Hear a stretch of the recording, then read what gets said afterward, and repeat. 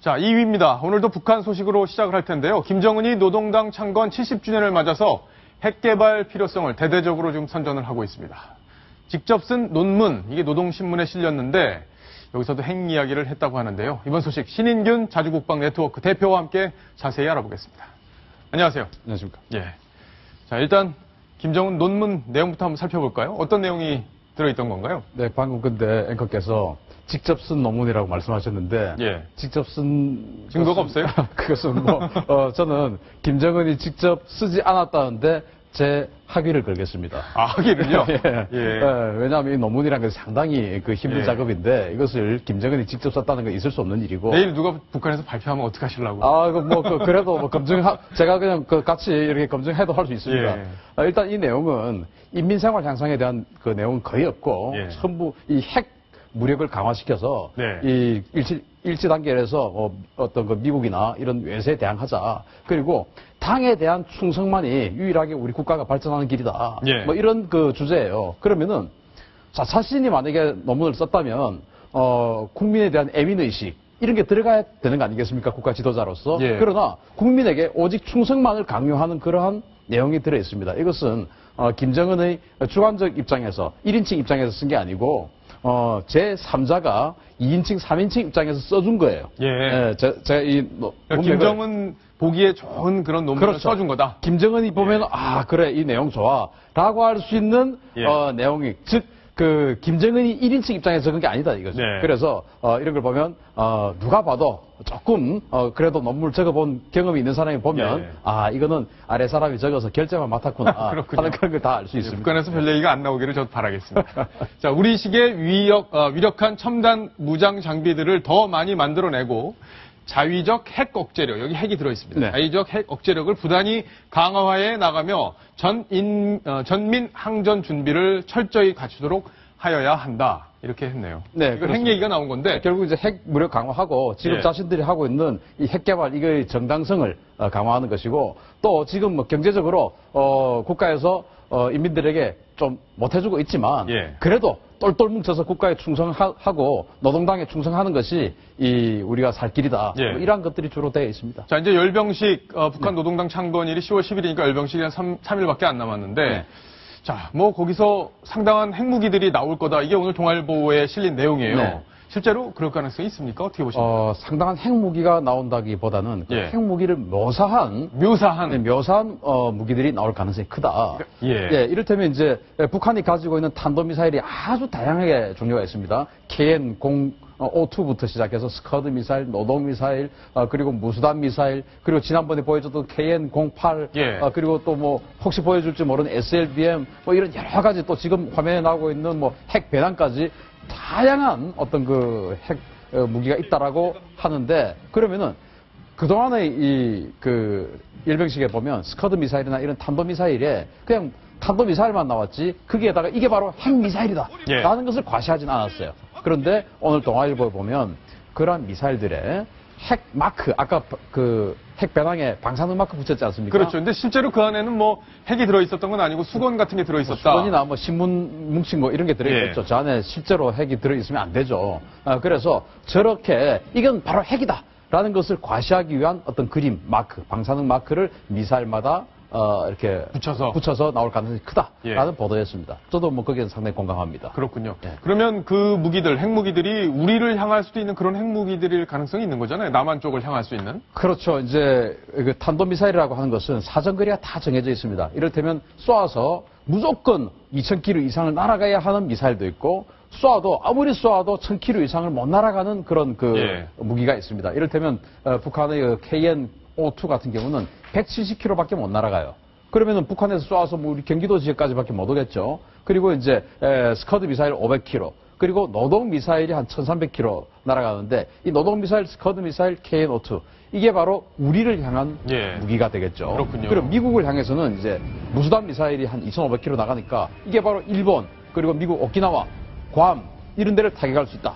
이런 무기가 되고 또 더 나아가서 이제 은하산호 같은 경우는 쏘면 반드시 2,000km 이상은 날아가야 됩니다. 은하산호 같은 경우는. 그러니까 그런 것을 보여줄 때는 이것은 미국을 향한 시위다. 이렇게 볼 수 있는 것입니다. 근데 북한이 이렇게 미사일 기술, 핵 기술이 발전을 한 게 뭐 그런 논란이 있었어요. 우리 정부에서 그동안 많이 지원을 했고 그 지원금을 핵 쪽으로 유용을 해서 그렇게 핵 개발을 빨리 한 거 아니냐 이런 얘기들이 있었는데 북한이 왜 이렇게 핵을 다른 나라에 비해서 빨리 개발하게 되고 성과를 내고 있는 건지 그 배경이 뭐예요? 북한이 핵을 다른 나라에 비해서 빨리 개발한 건 아닙니다. 예. 북한이 1970년대부터 핵 개발을 추진해 왔기 때문에 지금 그러면 거의 뭐 한 40년 이상을 핵 개발에 매진해 왔거든요. 그래서 지금 북한이 결실을 보고 있는 것이죠. 예. 그러나 그러면 뭐 이란이다, 리비아다, 이라크다, 시리아다, 뭐 브라질이다, 남아프리카 공화국 또 1970년대 대한민국까지 대부분의 나라들이 핵 개발을 추진하다가 실패했고 네. 어떤 나라는 정말 비참하게 실패했는데 왜 북한은 지금 핵 개발 완성 단계에 이르렀느냐? 그것은 미국과 중국, 소련 또 지금의 러시아 이런 주변 강대국의 방임 방치가 있었습니다. 아, 그렇군요. 예, 그래서 정말 미국이 이란처럼 강력한 군사적 압박을 하지도 않았고요. 그리고 이란처럼 뭐 이란 그 세컨더리 보이콧이라 해가지고 이란과 금융 거래를 하는 나라마저도 미국이 그랬죠. 금융 제재를 하지 예, 않습니까? 맞았습니다. 그런데 예. 북한에게는 그러지 않아요. 그래서 북한에게는 강력한 군사 제재도, 강력한 경제 제재도 하지 않았습니다. 그래서 북한이 이렇게 그 틈을 타고. 핵 개발을 해왔고 예. 그리고 이란과 북한의 케이스가 다른 거는 이란 국민들은 이미 돈맛을 본 국민들입니다. 예. 1970년대 그 팔레비 공황 시절까지는 이란이 사실 잘 살았어요. 그러다가 이제 호메니 반정 이후로 좀 전체 굉장히 미국의 제재를 받으면서 경제가 다운됐는데 그 옛날에 잘 살던 기억이 있어요. 그러나 북한 사람들은 잘 살던 기억조차가 없습니다. 따라서 그러한 것들을 북한 체제가 정권이 이용을 해서 여기까지 끌고 왔다. 예. 이렇게 보고 방금 말씀하신 남북 경협 그런 것들도 상당한 어떤 원동력이 되죠. 네. 이런 것들은 돈 없이는 할 수 없거든요. 그렇죠. 네.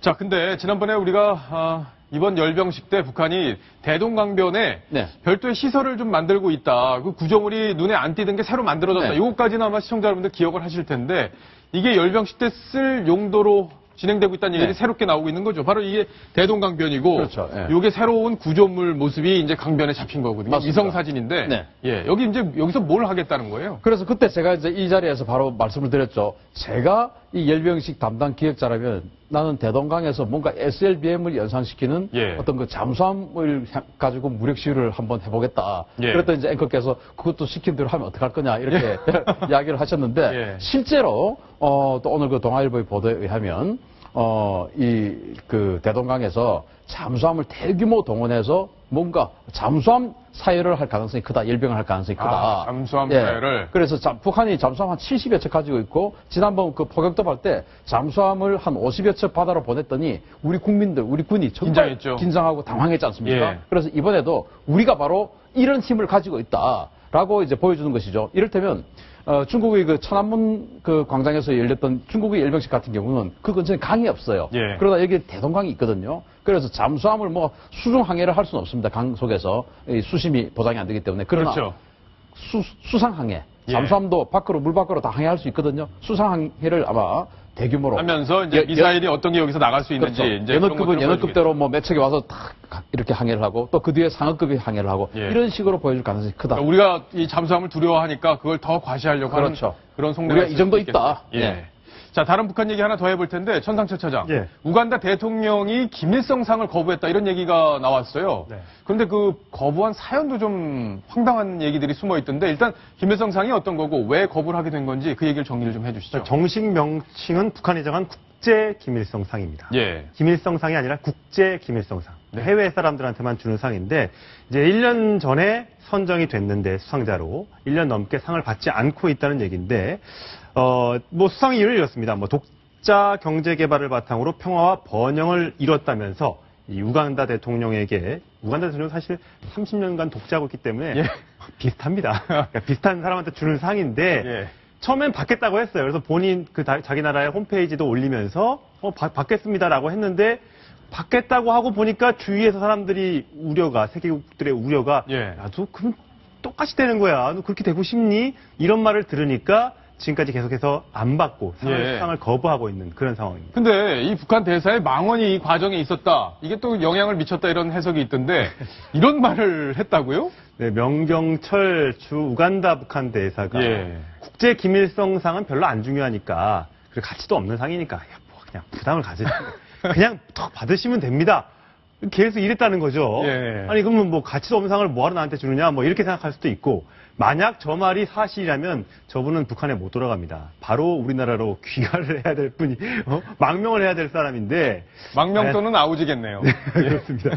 과연 저렇게까지 얘기했을지는 모르겠습니다만 어쨌든 우간다가 우리나라로부터 이게 국제 원조를 많이 받고 있습니다. 예. 작년에만 38억을 지원받았고 그러니까 국제사회의 따가운 시선도 있고 우리나라로부터 받는 이 다양한 경제적 지원을 고려해서 북한 쪽에서 주는 상을 받았을 경우에는 그런 다양한 어떤 그 대외 신인도와 경제적 실익을 고려해서 수상을 안 하고 있는 것으로 앞으로도 안 할 것으로 예상이 됩니다. 예. 명경철 대사는 다음에 소개할 때는 전 대사가 될 가능성이 있겠네요. 예. 자, 신인균 대표님. 네. 뭐, 북한이 지금 요즘에 이제 열병식 때문에 아주 난리라고 하잖아요. 이 열병식 이후에 좀 어떻게 움직일 건지 그것도 좀 짧게 정리를 부탁드리겠습니다. 열병식 이후에 이제 한미 정상회담에서 북한에 대한 어떤 그 여러 가지 조치가 어떤 식으로 나오느냐, 예. 그것을 보고 자기들의 입맛에 맞으면 제가 봤을 때 24일 날 그 이산가족 상봉까지 갈 것으로 봐요. 그래서 이산가족 상봉 이후에 자신들에게 입맛이 안 맞으면 우리는 이산가족 상봉도 이렇게 잘 협조를 하고 최선을 다해서 남북관계 개선을 하려고 했는데 예. 모든 것은 남한 책임이다. 남한 책임이다. 이렇게 몰아붙여서 다시 미사일 발사, 핵실험 이렇게 갈 가능성이 크고 예. 다만 만약에 한미 정상회담에서 북한의 어떤 그 여러 가지 경제 지원 이런 것이 그들의 입맛에 맞게끔 만약에 나온다면 이 지금 그 미사일 발사 실험 안 했지 않습니까? 이 순화된 구조를 조금 더 지속적으로 끌고 나갈 그렇게 갈 가능성이 있다. 가능성이 그러나 있겠다. 그것은 진정성은 전혀 없다고 예. 봐야죠. 알겠습니다. 신인균 대표님과 북한 이야기 자세히 해봤습니다. 자, 다음 소식으로 이제 갑니다. 다음 소식 바로 이겁니다.